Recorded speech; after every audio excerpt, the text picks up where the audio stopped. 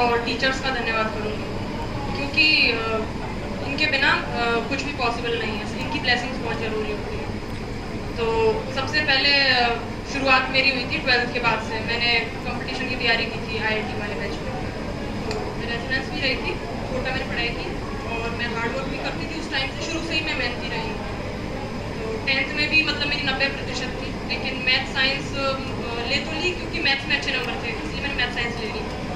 तो अब 12th में थोड़ा सा मुझे टफ लगा, लेकिन मैंने सोचा कि कंपटीशन की तो मैं दे सकती हूँ, मुझे कॉन्फिडेंस था उस टाइम पे।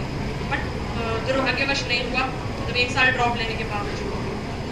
फिर बट उस टाइम भी मैंने मतलब होप खत्म हो गई थी मेरी, कि मतलब क्या पता क्या होगा। तो कईयों ने ये बोला कि BSc कर लो, ये कर लो, वो कर लो। फिर लेकिन एक ये था कि करनी है तो बस BTech करनी है।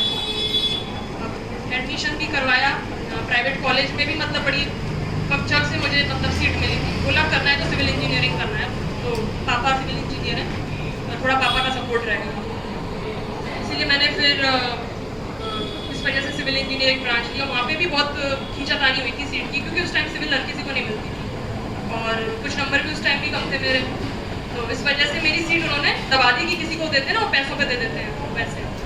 तो लेकिन फिर जब उनको लगा कि इस कॉलेज से दूसरे कॉलेज में मतलब जाएगी, तो फिर बाद में उन्होंने बुलाया। वो भी उस टाइम भी बहुत रोना धोना, बड़ा छोटा बच्चा टूट जाता है उस टाइम, क्योंकि टीनेज होती है। तो फिर बोला कि अगर दूसरी ब्रांच मिल गई, CS मिल गई, अगर गवर्नमेंट, तो तुम्हें गवर्नमेंट सर्विस करने की जरूरत नहीं पड़ेगी, इसमें अच्छा पैकेज मिल जाएगा।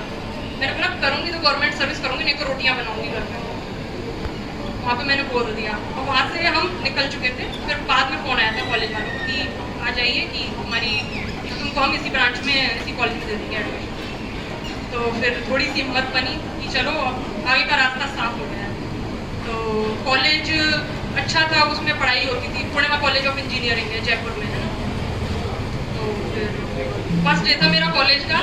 मैंने कॉलेज की जो जमीन होती है, जैसे एंट्री होती है, एंट्रेंस में मैंने छुआ, प्रणाम किया, क्योंकि जिस चीज़ को अपन प्रणाम करके आगे बढ़ते हैं ना, वहाँ से हमें कुछ ना कुछ जरूर मिलता है जीवन में। तो मेरी सफलता की सीढ़ी उस दिन से शुरू हुई थी। फिर 4 साल भी मैंने अच्छे मार्क्स लिए, कोऑर्डिनेटर में मेरा नाम रहता था। मतलब अच्छे बच्चे होते हैं ना जो अच्छे मार्क्स वाले होते हैं, और एक्टिविटीज़ में भी टीचर्स मुझे आगे रखते थे, और मतलब काफ़ी आशीर्वाद रहा मेरे ऊपर तो टीचर्स का शुरू से।